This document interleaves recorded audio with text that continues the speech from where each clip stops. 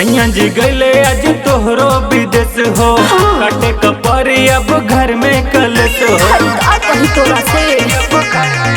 हाँ सैया जी गले आज तोहरो विदेश हो, काटे कपड़ी अब घर में कलश हो।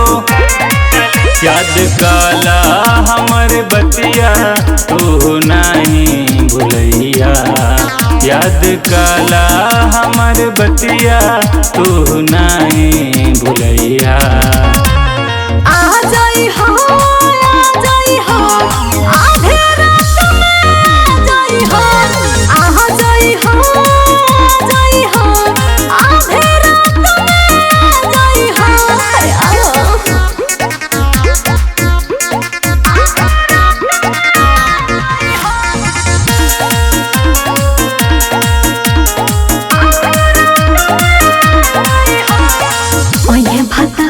तो टेंशन न ले हम, यारवा के अपना मजा खूबे दे हम। हाय बुझल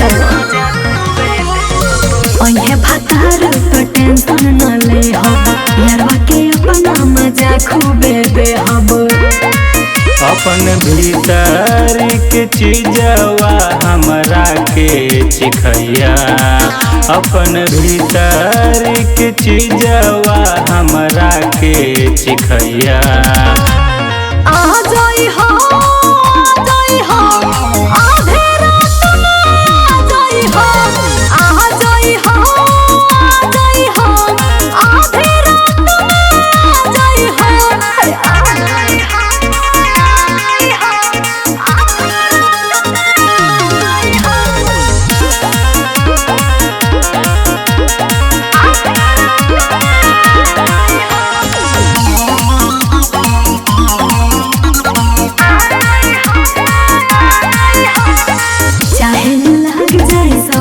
खबरिया पार को जाई हम हुस्न के दरिया, का कही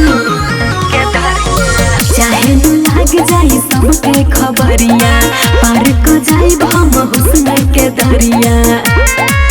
अपन चढ़ाली जवानिया राहुल के दिखैया, अपन चढ़ाली जवानिया राहुल के दिखैया।